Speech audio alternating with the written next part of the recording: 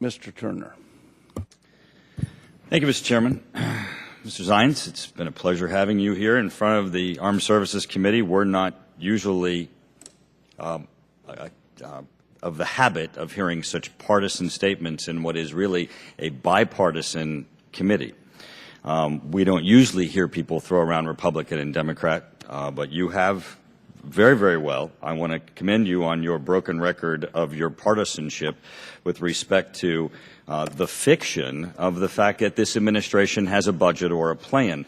We've already established, although you have tried to deny it over and over again, that there has been not one single vote in the Senate, not one single vote of support in the House, or one member of the House or one member of the Senate who supports the President's so-called budget. The lack of that support means you have no plan. We're in August. There's not one thing on the table that we could pick up that has the support of the House or the Senate that would solve this problem that comes from the President. I can't imagine what it would be like to have the title of Director of Office of Management and Budget and have had no support in Congress for budget. I probably, if I was you, would want to stand in front of Congress and blame Congress instead of blaming the fact that you have no plan. You keep saying Congress should act, Congress should act. You are absolutely right, but you know Congress, by the Constitution, we can't do it alone. We have to have the President. Just as the President signed the act that causes sequestration, again, a bill I pointed out that I voted against, the President has full responsibility for sequestration, having voted for it, having endorsed it coming out of the House and the Senate, and then signed it himself.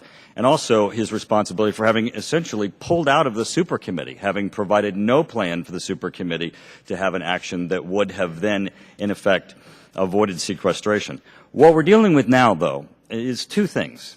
One, your statements on the WARN Act, and I want to ask you a couple questions about that. We have people who are faced with the effects of sequestration might be coming. We have contractors that are concerned that they're going to have civil penalties and additional actions against them as a result of failure to notify employees that they might be laid off as a result of the threat of sequestration.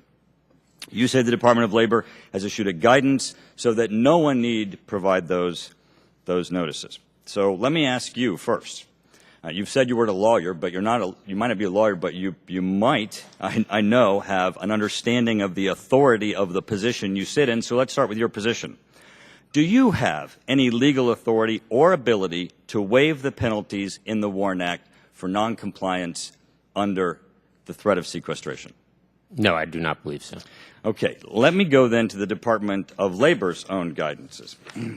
Here we have the U.S. Department of Labor's fact sheet with respect to the WARN Act, and they expressly state an employer who violates the WARN Act provisions by ordering a plant closing or mass layoff without providing appropriate notice is liable for, boom, boom, boom, and it lists all these things that they're liable for. And then it says, the Department of Labor, this is their document, since it has no administrative or enforcement responsibility under WARN, cannot provide specific advice or guidance with respect to individual situations. This is their document. I'm assuming you don't disagree with it. I think Department of Labor is the expert. Do you disagree with their document? They are the experts. Great. Their document goes on to say enforcement of WARN requirements is through the United States District Court.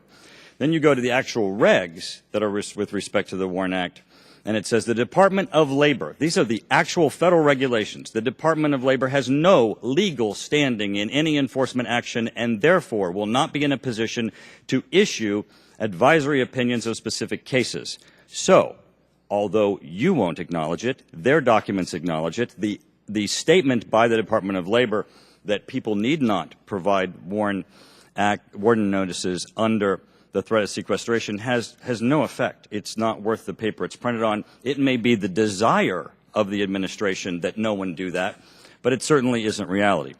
It's a fiction. And now then to reality. The reason why people have to do that, is in addition to no plan from this administration, we also have no detailed understanding from the administration what the effects of sequestration would be. You can't provide us one document that shows what's going to happen if sequestration hits, correct? Do you have one for us today? In our testimony, both Dr. Carter and I illustrated. Specifically, do you have documents that specifically show who gets cut, who loses jobs, what programs stop? One can't do that at this The answer point. is no, right? The answer because you is, just haven't done it. The answer is we You are illustrate- before sorry. us with no ability to provide us any of that. If you want to give a speech, you can give a speech. The witness has to get more than 2 seconds out of his mouth if you're asking him a question. They have to at least have it. If you just want to badger the witnesses, you can do that and not put it in the form of a question. But I he think has you did to have a answer. chance The answer to was say no. something. The answer is whatever. Gentleman's he time gets. has expired.